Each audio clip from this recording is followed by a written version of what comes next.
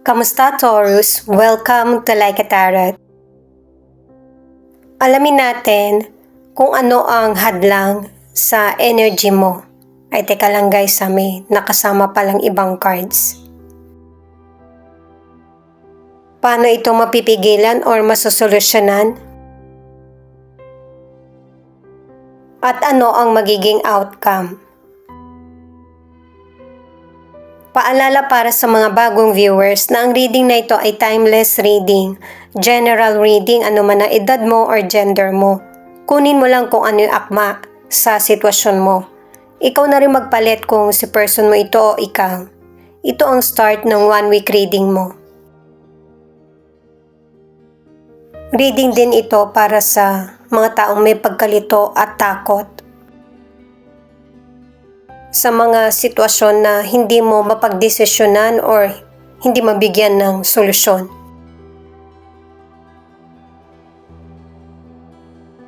Three of Wands, Five of Wands, Knight of Pentacles. Ipinapakita sa mga cards na ito na nasa tamang direksyon ka na ng buhay mo. Kaya merong hadlang sa energy mo, yun ay dahil sa magulong kaisipan or may pumipigil sa iyo na situation. Pero ito na yung tamang panahon para gumawa ka na ng aksyon sa mga situation na kinakaharap mo. Patungkol man ito sa career, sa negosyo, pinapakita ng mga cards na magiging happy ka sa mga naging desisyon mo. Dahil sa may ilang Taurus na matagal mo din itong pinag-isipan at saka inalam. Sa career or negosyo, hindi na talaga ito may iwasan yung may kompetisyon. Maging challenge sa'yo at ma-inspire ka sa mga ginagawang aksyon ng iba. Mas isipin mo yung mag-focus sa mga bagay na matututunan mo kahit na hindi mo gusto yung person sa career man o negosyo. Maging patient at responsable kasi maipagpapatuloy mo ng tama yung mga plano mo. At meron ding ibang tao na susuporta sa'yo dahil sa positibo mong aura. Para sa ilang single, may potential person na hindi niya inaamin yung feelings niya. Pero yung bang inaaral ka niya or tinitingnan ka niya kung anong ugali meron ka. Hindi niya muna sasabihin yung feelings niya sa iyo. Ang ilan sa inyo sa relationship, anuman ang gender ng person mo, dahil sa pagkakaiba ng pananaw, hindi kayo magkasundo. Bukod sa magulong kaisipan, ang isa pa sa nagiging hadlang ay yung isa sa inyo ng person mo ay yung biglang umiinit ang ulo. Queen of Cups, Eight of Cups, Page of Cups. Paano ito mapipigilan or masusolusyonan? Sa mga naunang cards mo, pinapakita na magpapatuloy ka sa mga plano mo. Na mapapaunlad mo yung sarili mo sa career, sa negosyo, at saka yung maparami yung kita mo ng kahit na paunti-unti. At saka nakaapat na cards ka na mas gusto mong maging mapayapa yung buhay mo, na kahit hindi ganun kayaman, ay yung maayos naman yung takbo nito sa career man, sa negosyo, or sa money. Kapag nakakatanggap ka ng pagmamahal, dun ka mas na-energize, na mas kumilos. At saka ito rin yung paraan na mas magiging masaya ka sa mga nagiging kita mo. At yung mga magandang nangyayari sa iyo, sa career man, sa negosyo, or sa money, ay naisishare mo sa kapwa mo. Yung makakaya mong maibigay, pwedeng financial o kaya suporta. Sa financial Ang ilan sa inyo hindi naman masyadong mahirap yung financial na meron ka. Pero nagtitipid ka pa din. May ilan kasi sa inyo na naghihintay ka pa sa pagdating ng kita mo or hindi mo alam kung hanggang kailan yung trabaho mo. Hindi mo man alam ang bukas or future ay hinahanda mo yung sarili mo. Ang ilan sa inyo sa relasyon, pinipili mo na lang na tumahimik para yung relationship nyo ay magtuloy-tuloy. Ayaw mong matapos agad yung relasyon nyo.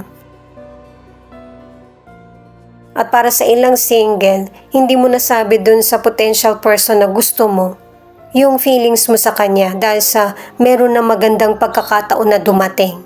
Pinanghihinayangan mo ito. The Hierophant, King of Swords, Two of Swords. Ito naman ang outcome.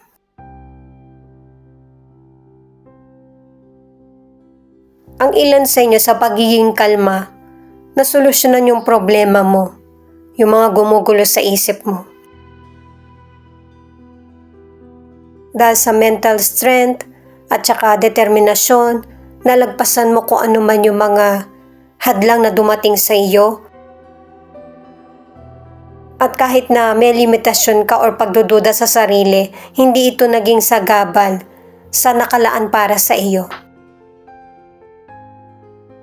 At saka napaka-responsable mo, naka-3 cards ka na. Kaya kahit may mga hadlang sa buhay mo, ay nakakayanan mo itong mapigilan or masolusyonan. At saka bibigyan ka ng universe ng sapat na kaalaman para mas makita mo kahit na meron kang takot sa kaisipan kung ano yung realidad. Nakakatulong din sa iyo yung pakikipag-usap mo sa may kapal, yung panalangin mo.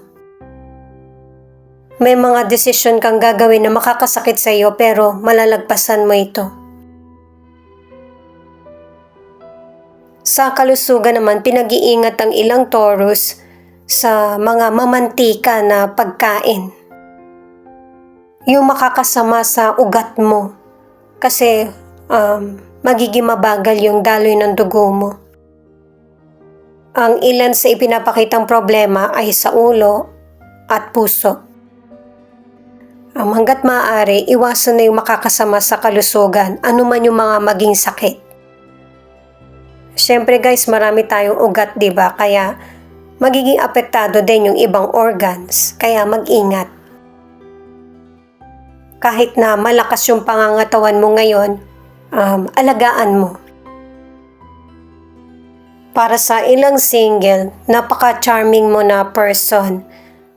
Kahit dito pinapakita rin na maraming nagkakagusto sa iyo. Ito muna yung alamin natin yung final card. Six of Wands. Napaka-positive ng card na ito kasi yung mga pinaplano mo katulad ng mga naunang cards na successful na, dito mas lalo pang magiging successful yung mga tinatahak mong landas bago man ito o yung dati mo pang plano. Wala nang nagiging hadlang sa energy mo dahil na rin sa alam mo na kung ano yung potential na meron ka. Mas nagiging confident ka na sa sarili mo. At saka lahat ng best mo ibinibigay mo sa bawat desisyon na ginagawa mo. At saka pinapakita sa card na ito na sikat ka. Pwedeng politiko ka, commercial model, or may posisyon ka sa lugar nyo. Or dahil malapit na yung eleksyon, diba, nangangampanya ka. Kasi maraming taong humihingi ng tulong sa'yo, sumusuporta, mga nakapaligid sa iyo. At saka maikipag-toast ka ng tagumpay sa mga sumuporta sa iyo, sa person mo or family. Dahil sa tagumpay na nangyayari sa buhay or dahil sa nakatapos ka ng pag-aaral mo. Ituloy ko na para sa ilang single na meron kang potential person na pinagpipilian at hihingin mo yung payo ng kaibigan mo. 444, have confidence in yourself and the divine's guidance. O di ba pareho lang din sa sinabi ko sa'yo patungkol sa mga tarot cards na dahil sa nananalangin ka, ibinibigay sa iyo. At ipagpatuloy na maging confident, magtiwala sa sarili para wala nang maging hadlang sa energy mo. Para sa mga nasa relationship, kasal man kayo or hindi, ay sisikapin nyo ng person mo na mabalanse ang relationship nyo. Ang person mo kahit na meron siyang weakness, sisikapin niya na mapigilan ito or yung makinig siya sa iyo. Kahit na nagkakaroon kayo ng debate, kasi yun yung paraan ng person mo na para maparating sa iyo yung feelings niya na nasasaktan din siya. Pareho niyong hindi maitatanggi na nahihirapan kayong ipagpatuloy ang relationship niyo pero susubukan niyo pa rin na buuin ito. At para walang maging hadlang sa relasyon niyo, ang advice ng mga cards ay kailangan ng forgiveness. Kasi ito yung paraan para magtagal ang relasyon niyo at saka isentro ang Diyos kung ano man ang reliyon niyo sa relationship niyo. Ito naman yung feelings ng person mo na pwede rin ipakita kung ano yung feelings mo. Meron ng plano yung person mo para sa relationship nyo or sa career niya or negosyo na hindi niya inaakala na mas magiging maganda yung outcome. Pero kahit maganda na yung nangyayari at pabor sa kanya, may pagkalito pa rin sa mga gagawin niyang desisyon.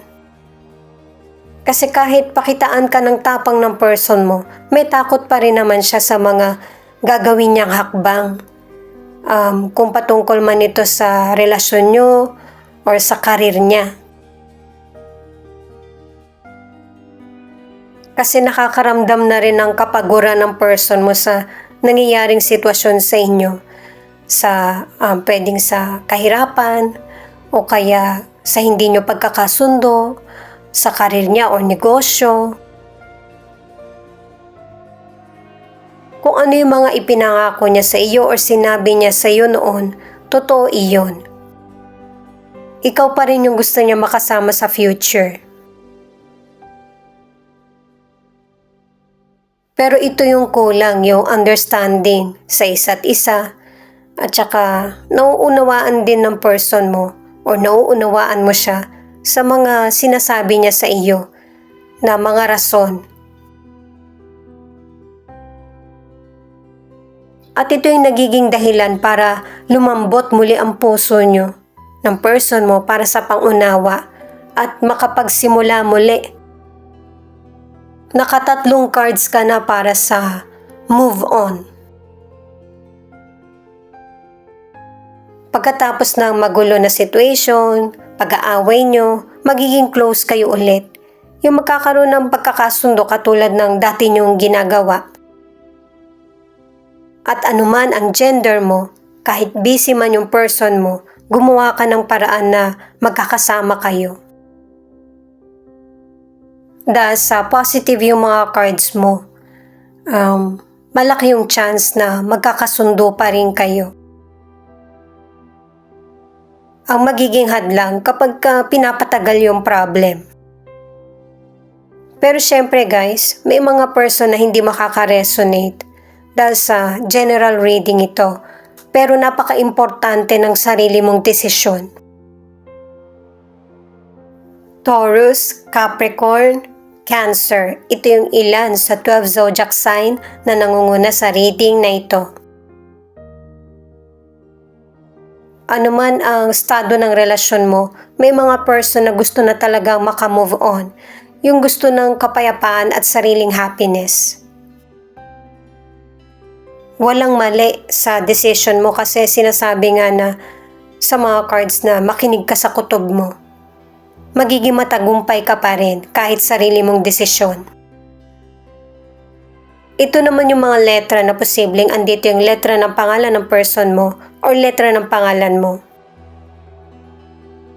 S, F, N Q X T P L V R I O Z C.